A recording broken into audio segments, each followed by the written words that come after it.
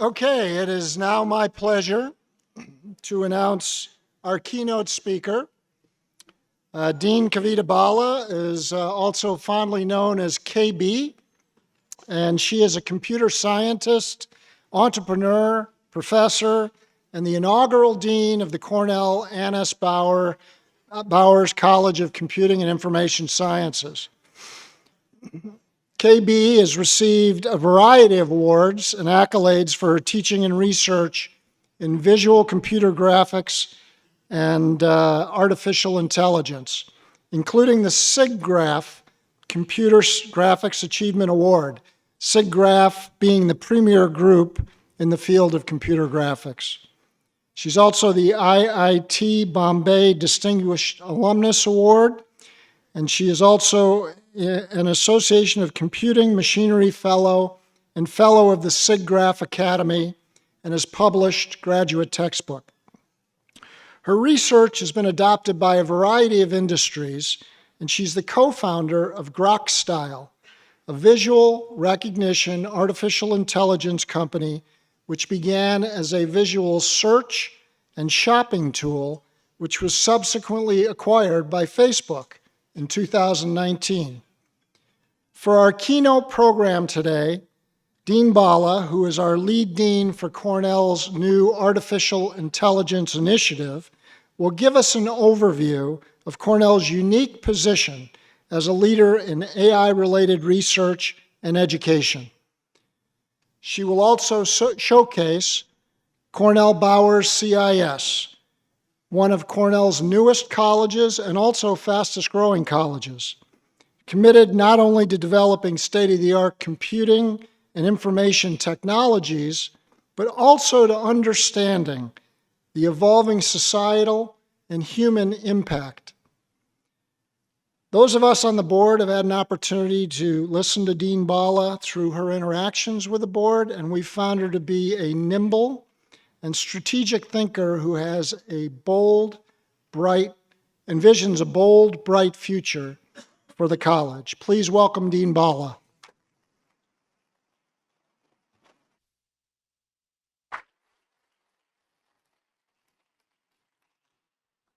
Thank you, Craig, for that kind introduction. I'm delighted to be here to talk to you about Bowers CIS today. So I have a three-part presentation. I want to first tell you about why the work we do is important to our students, to Cornell, and to society much more broadly. I will then share with you a little bit about how we got here to this point of time. You will hear a bit about our history and about where we are now, and about the opportunities and challenges facing us today. And finally, I want to tell you about where we're going next and where Bowers CIS hopes to land 20 plus years in the future. With that, let's get started. Technological innovation is happening at a breakneck speed, as you know, and the computing and information technologies and these disciplines are driving this innovation. So in this decade itself, we have seen the rise of trillion-dollar companies like Apple, Google, Amazon, Facebook, Meta. And this tech innovation is going to continue to shape the next few decades of our lives through self-driving cars and trucks, assistive robots being deployed home for assistive technologies for people, for elder care, virtual and augmented reality technologies being used for entertainment, but also for productivity and for health, and smart homes and cities, just to name a few applications that really we know are going to ramp up over the next few decades. And new computing and information technologies are basically poised to upend century-old institutions like transportation, healthcare, commerce, urban infrastructure, finance, and more. So as I say to my students, this really is the best time and the most exciting time to be in the computing and information disciplines. And I don't need to actually tell them that, they figure it out by themselves, as Martha mentioned earlier.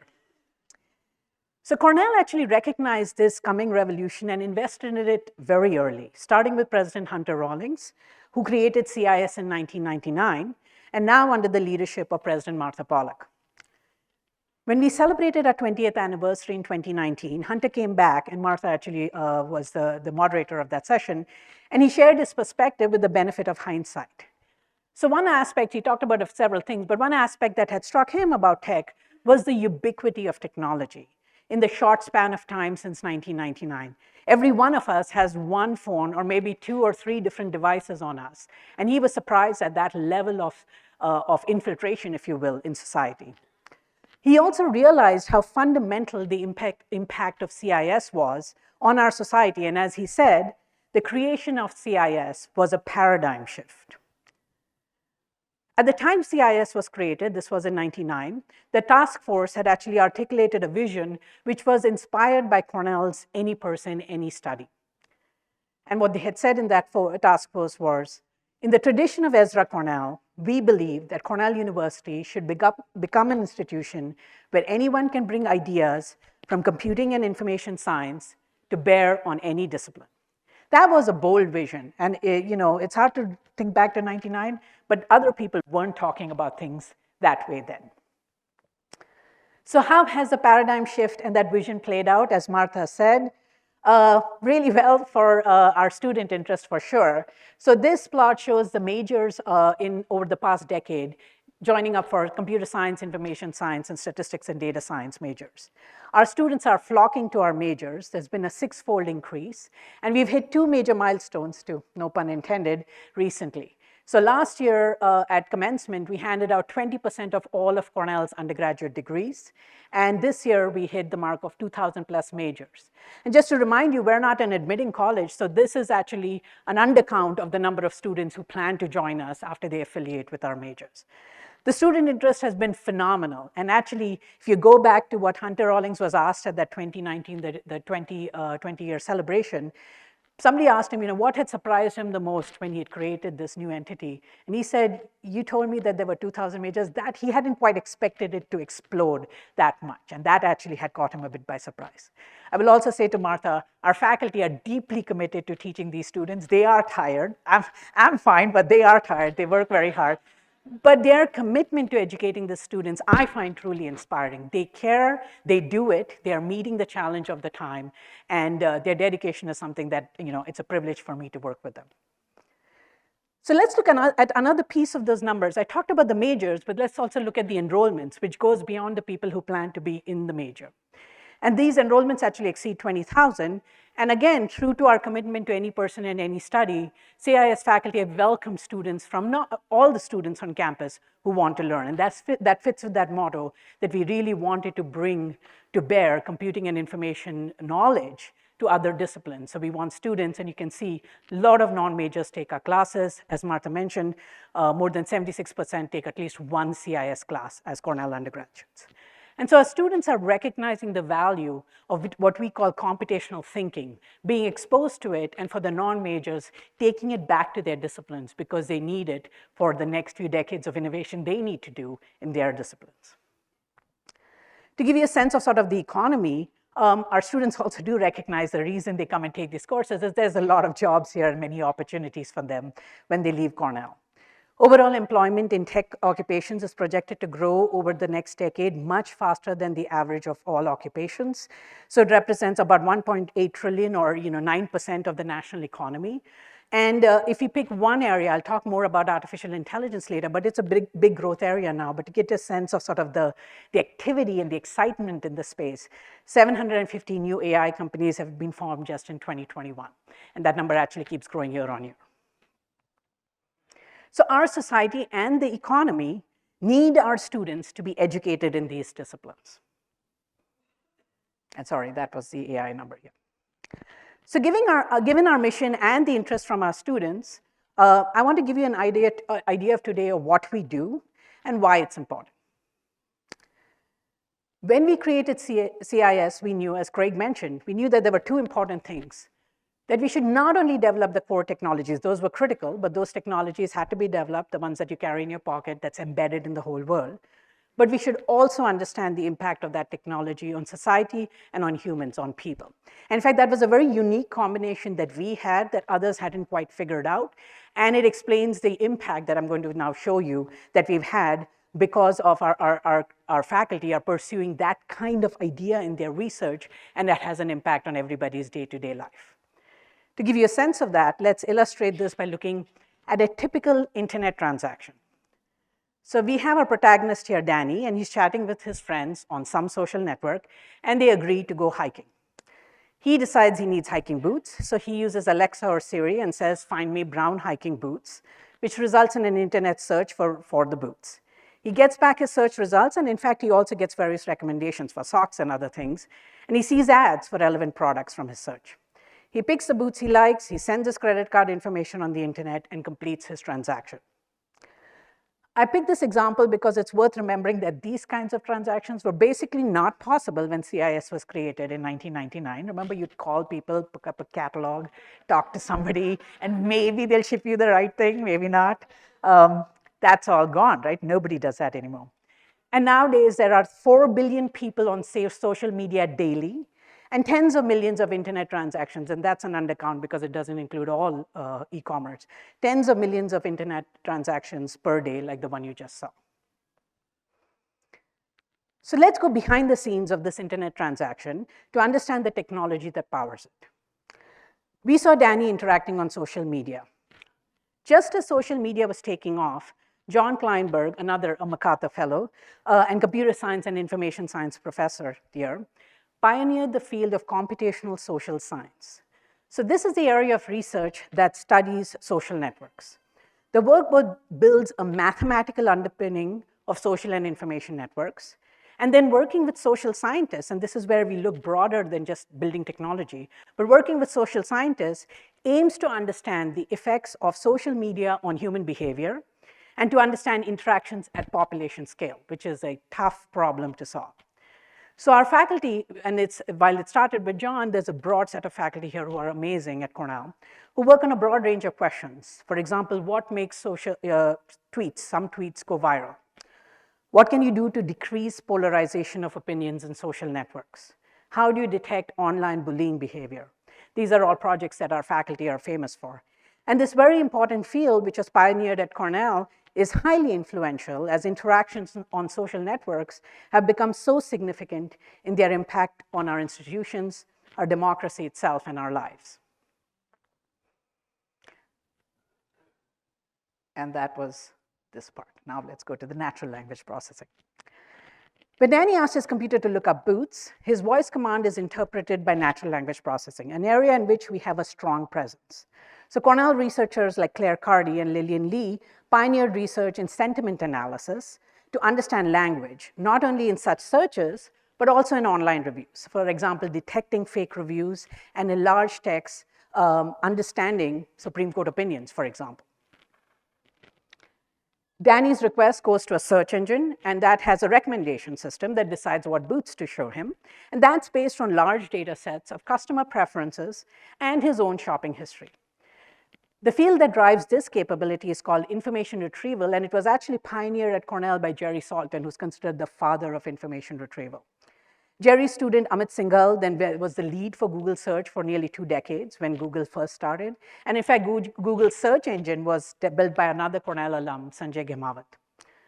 Faculty like Thorsten Joachims and Kilian Weinberger and our other exceptional machine learning faculty are leaders in the space of this recommendation systems. And their work is used in major companies like Netflix, as you know, Netflix makes recommendations, and Amazon and many others. In a related area, and Craig had mentioned this, my startup Grokstyle on visual search, where we find products in a picture, was launched with IKEA's augmented reality and now forms the core of Facebook Meta's visual search engine, which is called GrokNet, based on our company name. Danny was shown ads for accessories for his boots. Have you ever wondered how those ads get selected? Who gets to show you an ad? And you'd certainly get to see a lot of ads, I'm sure, online. Search engines like Google auction ad space in the search results in real time. So when you send in your query, they take bids from companies. Of course, there's no person behind that. It's done algorithmically. And they decide algorithmically which ads to show you. In fact, this really is the main source of revenue for Google.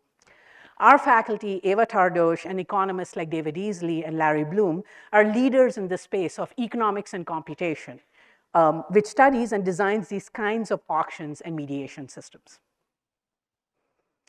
And when Danny sends his credit card information, he isn't worried about being defrauded. Why is that? Even a decade ago, you may recall, you should have been nervous about sending your credit card information online. This is because there have been major breakthroughs, even in this decade, in the fields of cryptography and security. In fact, Cornell is ranked #1 in this area of cryptography and security, and Danny's private information is encrypted. That's one of the reasons he can send his information. And the other is because of a field called language-based security, which was pioneered at Cornell by faculty like Fred Schneider, Greg Morissette, and Andrew Myers. And these define how systems can work with security and privacy policies so that even with malicious applications trying to break security, privacy and integrity policies can be enforced. Now, all the big companies, Google, Facebook, Meta, and Apple, are trying to integrate these kinds of mechanisms bottom up in the core so that they can build secure systems.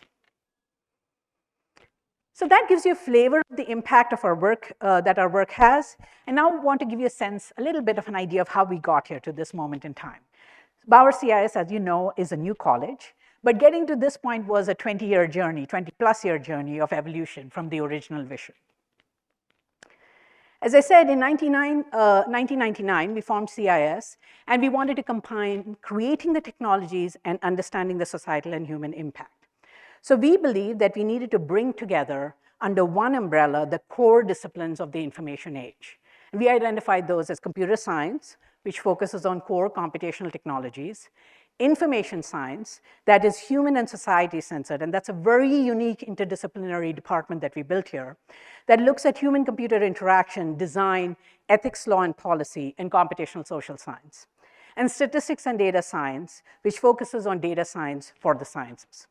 So this model was actually called by our peers the Cornell CIS model, and it was 20 years ahead of its time. It was revolutionary in bringing all of these together under one umbrella. And at that time, people just thought, hey, we'll do the cool tech and society will figure it out. And it turns out society is not figuring it out terribly well. And so you really need to bring the greatest minds to bear to solve the hard problems and challenges of that are raised by these new technologies that are exciting, but also can be dangerous. Now peers like Berkeley are actually building colleges that emulate this Cornell CIS model with these three under one umbrella. And so we believe we have the right structure both for education and research for the information age. So quick history, in '99, we started with the top 5 computer science department in the world. And then over that next decade, we created information science from scratch. And because it was created with a computational view right from the beginning, and we borrowed from the library sciences, which most traditional high schools are, we have a very unique department that's multidisciplinary, that reaches to econ, sociology, science and technology studies, among others. Statistics joined in 2005 and became the Department of Statistics and Data Science in 2019. And it's a super department because, again, data science can be ubiquitous, and this super department is shared with ILR and CALS.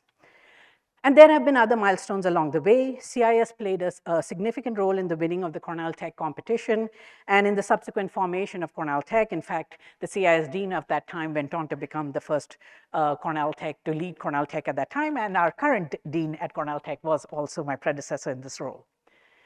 We moved into Gates Hall in 2014. We almost immediately ran out of space in Gates Hall, given the student space. And finally, we are trying to build this next building, which I hope all of you will join us to see the groundbreaking this evening.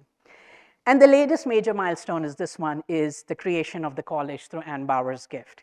The Bowers College is the first college of computing that is named for a woman, and the first college is named for a woman at Cornell. So we're very proud of that achievement as well.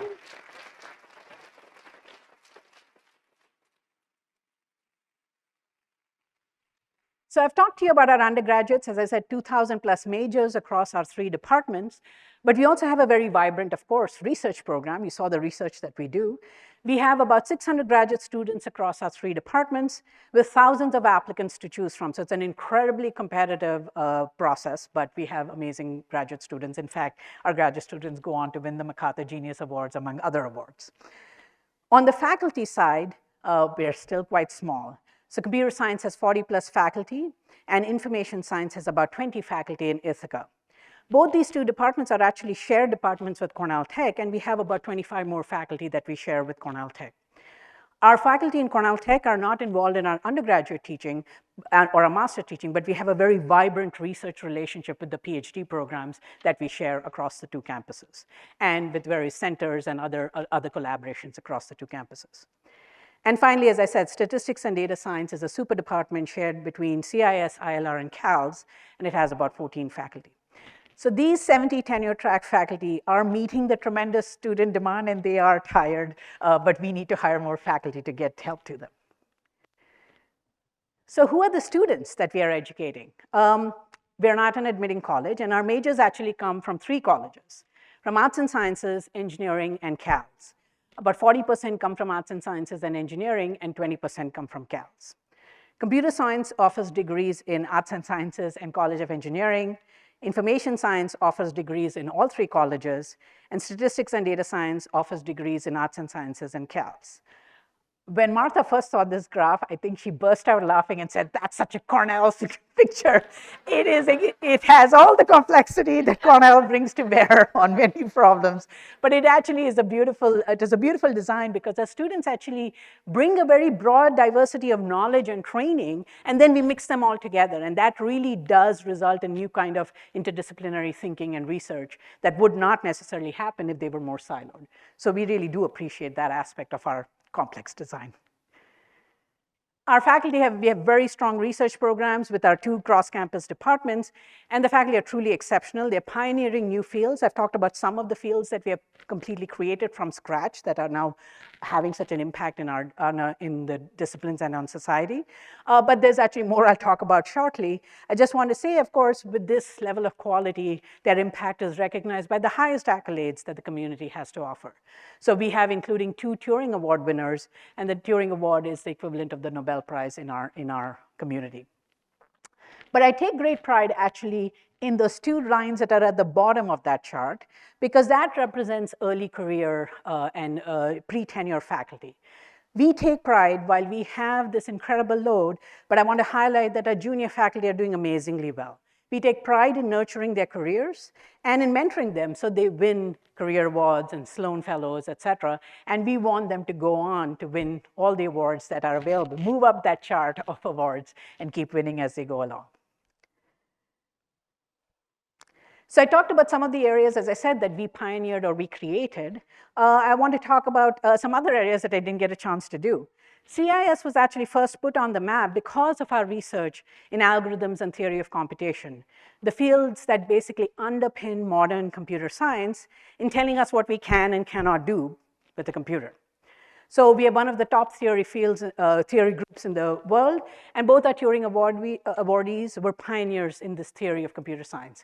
Juris Hartmanis was also the founding chair and established a deep culture here of collaboration that persists even now, 50 plus years later. Juris just passed away this year, and actually we're going to celebrate him on November 4th. If any of you are interested, please reach out to me. Another area we're famous for is for realistic computer graphics. Imagery in movies, games, in modern architectural visualizations, and the metaverse all use the research that's pioneered at Cornell here by Don Greenberg originally, and continued by my colleague Steve Marshner and me.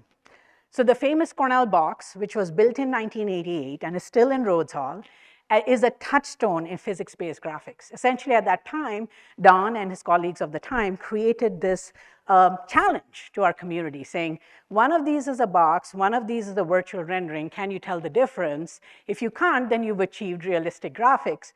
But of course, the box was simple, but it set the gold standard in rendering, and people still use the Cornell box. It's very famous in our community. Just to get you an idea, this is the real one, and that's the virtual one. Steve Marshner continued to build that. The box is a little simple, and he actually started to tackle some of the harder problems like skin. So those of you who remember Lord of the Rings, that introduced one of the first models for skin and hair rendering that was pioneered by Steve Marshner, and he won the Technical Achievement Award from the Academy for it. So really, all of this work forms the underpinnings of modern computer graphics imagery, CGI, and is deployed in the metaverse and many other applications. Another area we're really famous for is cryptocurrencies and blockchain. So Gun Serrier and Robert van den Esse created a new efficient blockchain protocol that launched Gun's startup Ava Labs. This is now one of the top startups in this space, and you might have heard about it. Blockchain allows transactions between mutually distrusting parties. So economists and technologists all agree, irrespective of where you land on cryptocurrencies, that blockchain, which cryptocurrencies are really built on, are a fundamentally new financial tool, an instrument that will have a lasting impact, and that's here to stay. So for example, through smart contracts, decentralized finance, chain of custody tracking, supply chain tracking, in many areas, blockchain is going to have a big impact. So in this field, Cornell is actually recognized as a world leader with Gun and Robert, but also with faculty like Ari Jules at Cornell Tech. Bowers with Johnson is actually running a session this afternoon on cryptocurrencies and the future of finance. I think that's his title. Please go for it if you're interested. So I've given you an idea of what we do, how we got here. I would now like to tell you where we're going, what's next for us. It is a time of amazing opportunities and also urgent challenges. You know the challenges facing society today. And this part of the story is really about our aspirations, and it's shaped by the opportunities and also driven by a desire to really have a positive impact and contribute positively to tackle the hard problems that the world is facing. So I'll start with Ann's gift, which is going to be transformative for us, and it comes at a perfect time. It establishes our college and will allow our college to continue its world leadership in the critically important disciplines that are shaping the information age. Let us meet that student demand by helping us build a new building. Please come, as I said, this evening. More on it later. But really, it'll let us also get to the next stage of research excellence that we really need by hiring the faculty, but also seeding different initiatives and centers. I'll talk about a few of them to drive research forward. The more I've come to know about Ann's legacy over the years in supporting technologists from her days at Intel to her close relationship with Steve Jobs at Apple, the more I've come to appreciate how appropriate this college naming is. So I'm really proud to have been part of it, and I look forward to the many decades we will build the college out. So given where we are, where are we going? My highest priority across the board, you can summarize it, is just growth. That's it. We have to grow. Faculty growth is critically needed to meet the student demand. We're good on the student growth, so we are not trying to grow our student body, though if they come, we welcome them. We want to educate any student who wants to learn. But we want to enhance and improve the student experience. We also want to continue to be the research leaders. Our field is changing so fast. It's like sand moving under your feet. Everybody, they're also tired, my faculty, because you get up in the morning and overnight, 3 new results have popped out that you need to read up on so that you can be the leader producing that next result that keeps everybody else sleepless. So that's just it is a fast-moving community, fast-moving disciplines, and we're there leading in the front. So we need to continue to be the research leaders in the next wave of innovation. We have good bones and good skeleton to build off, but we need to continue growing. And then to enable these priorities, we need more space for our faculty, for students, for research labs, so we need a new building. So let's start with the faculty. My biggest priority is faculty growth. These are our faculty here in Ithaca.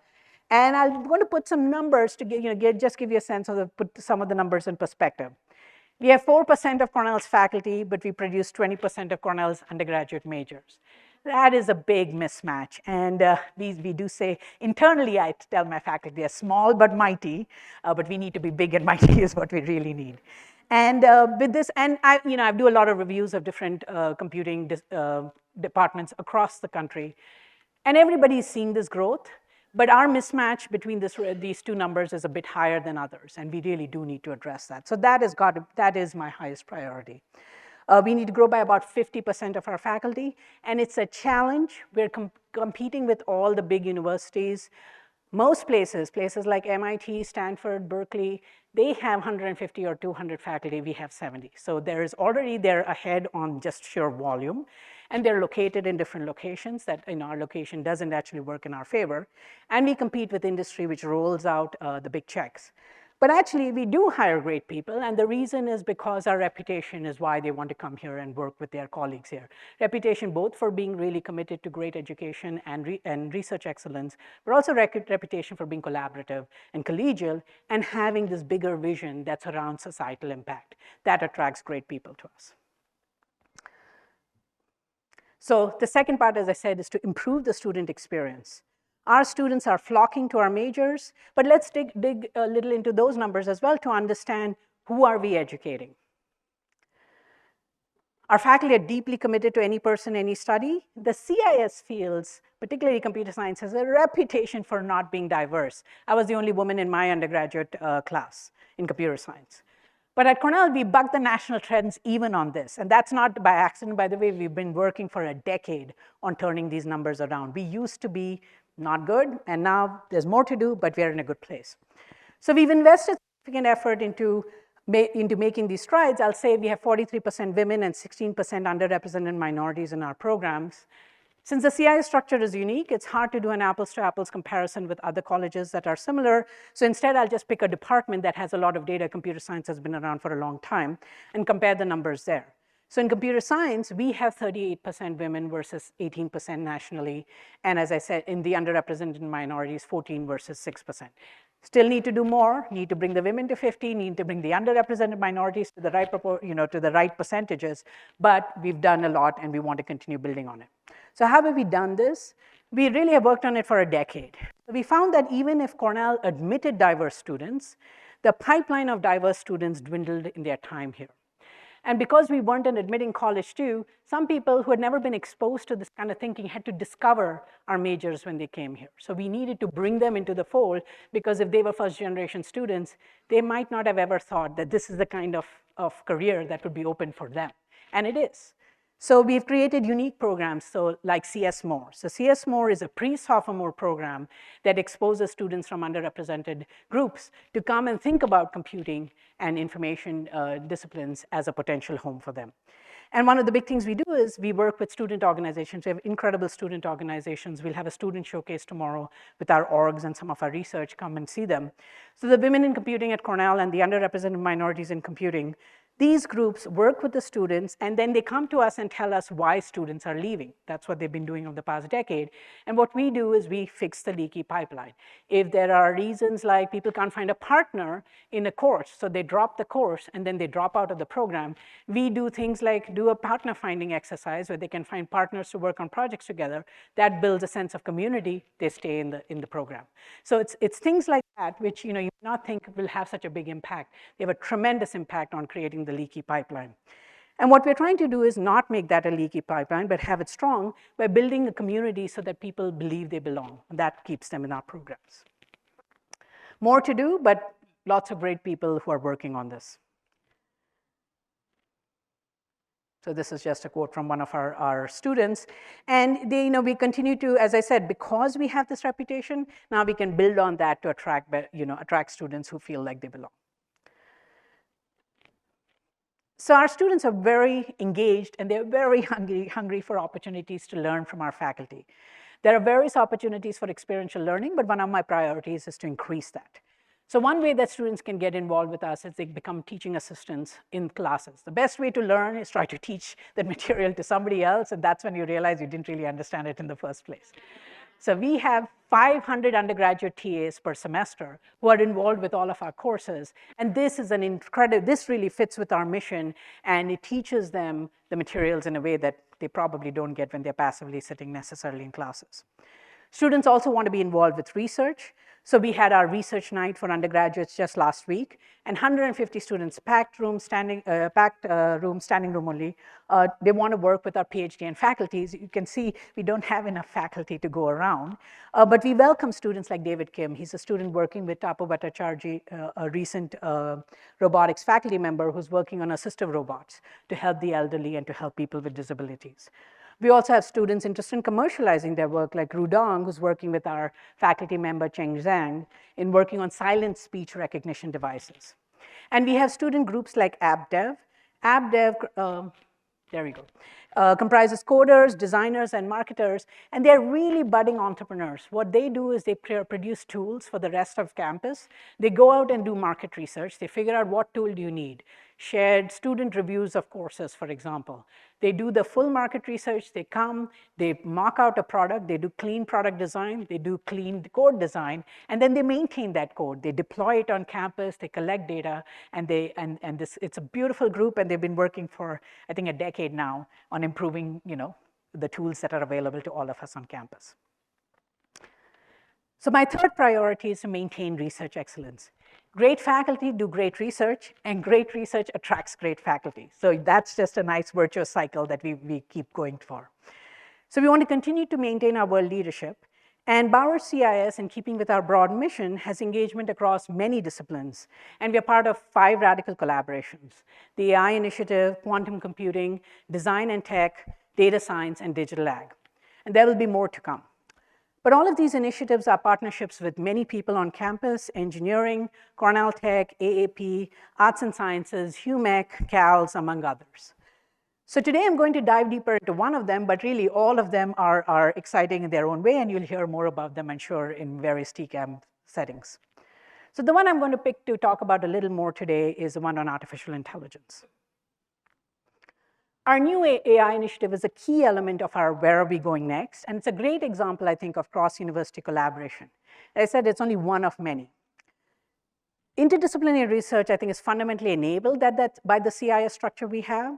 So this will illustrate some of that. So what is artificial intelligence? All of you know it's a very hot area. It's a subfield of computer science, and one working definition of artificial intelligence, or AI, is that AI automates functions that used to require human intelligence. Right? So we used to think that to understand speech, you needed a human, and now Alexa or Siri are able to understand that for you. So it's a broad area of study. It includes chatbots, robots, self-driving cars, and many other areas. The online world has really been transformed by AI over the past 20 years, but AI has had a breakthrough this decade because it's now deployed fully in the real physical world.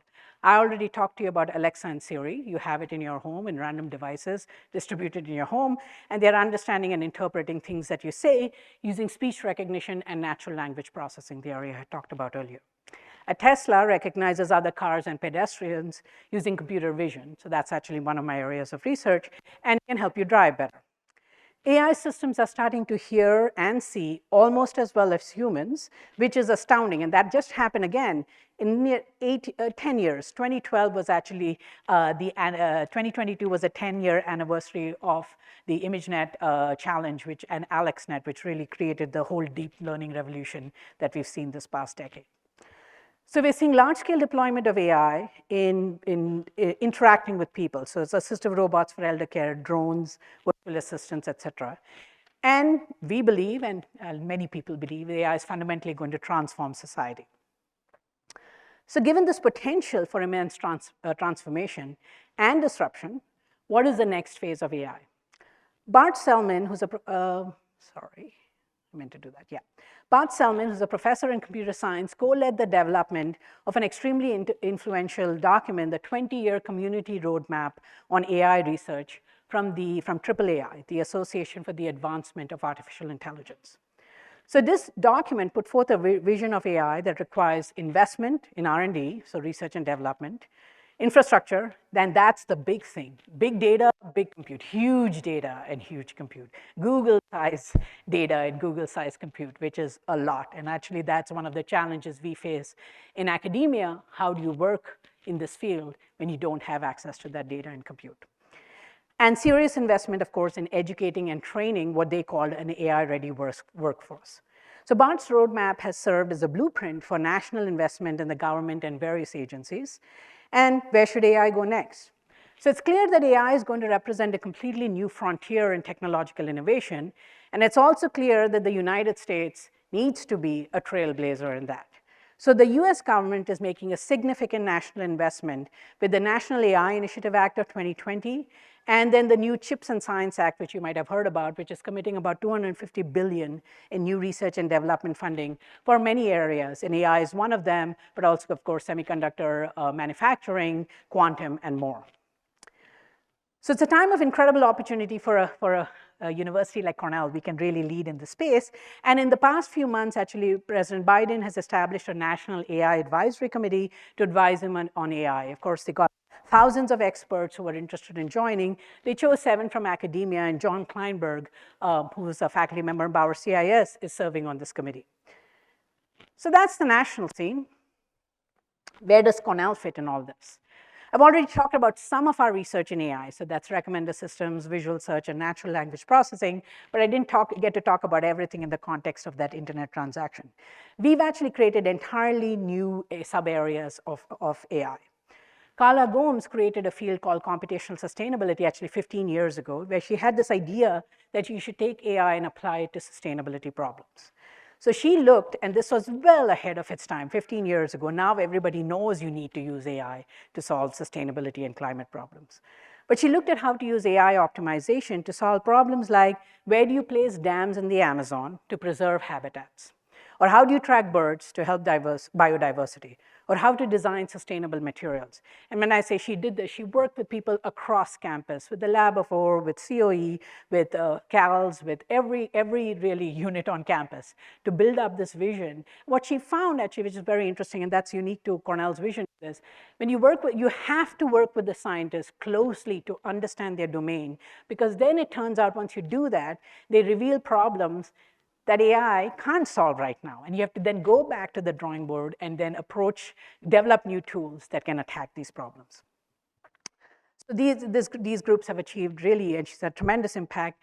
Many colleges and universities now across the world are trying to build their own computational sustainability program, inspired by her, and they hire our students and they do great things. And they've had tremendous impact, in the top science journals and with fundraising, et cetera. It also has strong synergies with the 2030 project, for example, and we look forward to collaborations there together on climate research. AI algorithms will drive important life-changing decisions, but these decisions could be wrong, they could be biased, they are opaque, and they're currently hard to explain or understand. So you may say, that sounds terrible, why do it at all? Because the promise is, of course, you have to firstly be the no human in the loop. You've got to do the AI, like the ad mediation, millions or billions of them per second have to be done. But the other thing is, the hope is really, if you fix all these problems, you can produce AI that will then step out of bias and actually solve the bias problems we see in society by being unbiased. That's really the hope and the vision. So Cornell faculty, Karen Levy, John Kleinberg, Solon Barakas, and Helen Nissenbaum at Cornell Tech, Helen is at Cornell Tech, the rest are here, helped create the field of fairness, accountability, and transparency. FACT, it's actually now major conference, and many foundations, et cetera, are committed to actually looking at these properties: fairness, accountability, and transparency. And what they did is they identified that these are the properties. Before people were even thinking about it, people were just doing AI. And then they realized, hey, you got to think about whether your algorithms are achieving these properties. And they presented the technical underpinnings to reason about how algorithms are going about it. And you find very non-intuitive things. With the best of good intentions, an algorithm that's trying to be fair actually ends up being unfair because you haven't understood the definition of fairness you should be deploying correctly. And they are able to do that. So it's rapidly grown, as I said, a major area of research with multiple conferences. John and Karen then were inspired to create a very popular course. So they created a course called Choices and Consequences to teach our students, it's not a required course, it's optional, about ethics and thinking about choices and consequences with AI and with computing embedded in the world. First run, or actually, and by the second run, they'd run it twice. 750 students signed up for it. It's an incredibly popular course. And it's the kind of education, it's innovative thinking, and it's the kind of innovative educational ideas that we want to lead in, because Cornell can. We're looking at that's where research actually changes education, because we have the world leaders in research. They can teach the things that you can't get out of a textbook, because a textbook's not been written yet. In fact, the two of them are writing the textbook now. So then we asked the question, what should Cornell do in AI? I'm leading the Cornell AI initiative we launched last year with Greg Morissette from Cornell Tech, Lyndon Archer from the College of Engineering, and Ray Jayawardena from Arts and Sciences. So our goal is to build on Cornell's strength as an AI leader so that we can grow from this position of national leadership, really, and to leverage the university's strengths in the areas that we're really famous for, our medicine, agriculture, sustainability, and more. And these colleges all have great strengths that all together we can really have a transformative impact with AI. So we have a broad framework for research collaboration, not only at Ithaca, but with Cornell Tech and Weill Cornell Medicine. And we're developing also AI educational programs to prepare Cornellians to be leaders in an AI-enabled world. So let me share with you our vision of AI for the next few decades, and then AI will start. No, I'm not going to make that joke. AI will start thinking, and they'll tell us what to think. No, didn't make that joke. Okay. So we believe the next wave of AI will be about humans and AI interacting very closely. And this will help humans achieve more, live better, more healthy lives, and sustainable lives.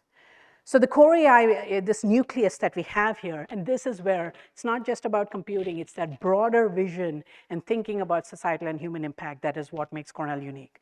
So the core AI capabilities will enable new applications, new economic opportunities, and we'll build AI tech for engaging with humans at all scales, from the individual to groups to society to population scale. To do this, we'll integrate knowledge, not only from the core domains, but knowledge from ethics, law, and policy to make AI algorithms that match our societal expectations and our legal obligations like fairness and privacy. We will build connections to the social sciences to understand how humans make decisions and study social behaviors, because we're going to have AI and humans working closely together. You need to understand how that's going to work, and for that you need to understand better how humans work, which none of us do right now.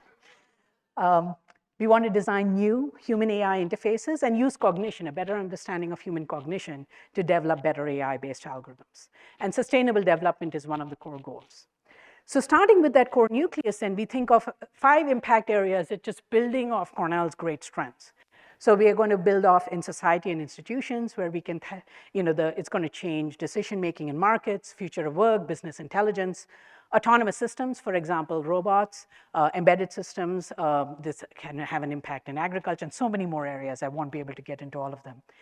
Scientific discovery, I'll talk briefly about it, but science is fundamentally changing because scientists and AI are working together to explore science together. This is mind-blowing for many people, and it is going to have a significant impact. And you won't see it under the guise of AI. You'll see it as scientific breakthroughs, but what's happening behind the scenes is that AI is helping. Health and medicine, everybody in health and the medical profession believes that AI is going to, if they don't use AI to transform how they do business over the next 5 years, they're just going to be left behind and they're going to not be able to serve their population. And finally, nascent areas like culture. With AI, there's this interesting concept of actually doing design with AI in the loop, and there's very exciting opportunities there. So I'm going to talk now briefly about 2 initiatives we have. We're launching centers and collaborations in many of these areas, but 2 of them that I'll talk about that are starting to help us make this vision a reality. We have a new collaboration, a $15 million collaboration with New York Presbyterian and Cornell Tech on AI for cardiovascular health. So our goal is to improve the accuracy of predicting heart failure, a really big killer of humans, and predicting the response to therapy to guide better clinical decision-making and treatment selection in this domain. As I said, AI is going to fundamentally change how science is done. And that's actually, lots of people are still trying to wrap their head around that. So the AI protein folding result from Google, if you've heard about it, is charting completely new territory in scientific discovery. So we expect AI and the scientists will work together in a dialogue. Well, the AI will guide the scientists towards promising directions. You still need that scientific breakthroughs and innovation with the human mind in there, but it can accelerate drug discovery, genetic modeling, material discovery, et cetera. There are many, many opportunities here, and we're creating a new program. To start off with educating the scientists, they have the disciplinary knowledge, they might not have the AI knowledge, and so we're working on bringing the AI people and the disciplinary specialists together so that we can have new kinds of breakthroughs that nobody can envision because they didn't have the AI in the loop before. So you'll hear a little more about these programs in the future. So we already have 2 of our areas launched, and we're going to, as I said, continue to populate this chart with more. So stay tuned for more from the AI initiative from Cornell. All right, and last but not the least, I'm going to talk about the CIS space and the new building that we need. We have 4% of the faculty, 20% of the undergraduate degrees in 1 building. So we're going to go to 2 at the end of this, and we really need that second one. So the new building is going to provide us with much needed space for our student population, but also collaborative research, faculty growth, research labs also in specialty areas like robotics, fabrication, Internet of Things, et cetera. And the challenge lies right now, the state of the world, inflation, supply chain issues. We are facing challenges, but our hope is to move as fast as we can because the need is so immediate. In fact, the need was so immediate, as I said, a few years ago, and so we really have to hit the deadlines and make that building work. with that, let me invite you to our groundbreaking ceremonies today. Please come to Hoy Field. And tomorrow, so Ann Bowers contributed in a major way to this new vision for us. And also the Wayfair co-founders were kind enough to join us in this journey. Tomorrow, I'll actually talk to Steve Conine and Neeraj Shah, and I hope you'll join us to hear about them, how they created Wayfair from their experiences here at Cornell and became world leaders. So come and celebrate with us tomorrow. And with that, I thank you, and I'm happy to take questions.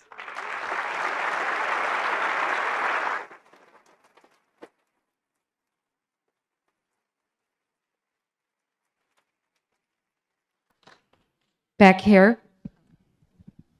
Thank you so much. That was very exciting. And outside of suggesting a good melatonin gummy to help with the sleep thing, what can we do to help you? Well, thank you. That's a great question. I appreciate it. Well, our highest priority now, as I said, is a building, and there are challenges to staying on schedule. So that's the immediate priority. I'll say the next big one, when I think over the next 5 years, it's great faculty, great research. So we need ways to attract great faculty. This means getting junior faculty, startup packages that allow them to get the compute resources they need, access to kind of the data sets that they need so that they can do great research, and then to retain our spectacular faculty. Industry shows up and they dangle checks that are hard to even imagine, and we'll never compete with that. We don't even try. But we do need to actually thank our faculty. Our faculty are tired, as Martha said, but we need to thank them for their incredible efforts by retaining them with the right kinds of support that they will then stay here. So those are the two biggest priorities, I would say, over the next few years for us. Thank you for the question. Yeah. Very much. Thank you very much for the presentation. What are some of the area of opportunities for Cornell researchers as well as for undergraduates entering the workforce? So I think, all of the areas, I think with AI, we're going to actually have opportunities across the board. But I will actually say there are areas that I didn't even talk about that we're also famous for. For example, we have some faculty who are building the underpinnings of the internet, right? So network architectures, et cetera. So we have areas across all of these. We want to get undergraduates involved with research, and our difficulty now is we have the 70 faculty and we have hundreds of students who want to get involved, and we don't quite have the bandwidth. So we are trying to get new research opportunities for undergraduates within our labs, getting our PhDs involved, and that's one of the areas that we are going in. In terms of actual areas of connection, all of the radical collaborations include areas that we are really committing to and spending a lot of effort on.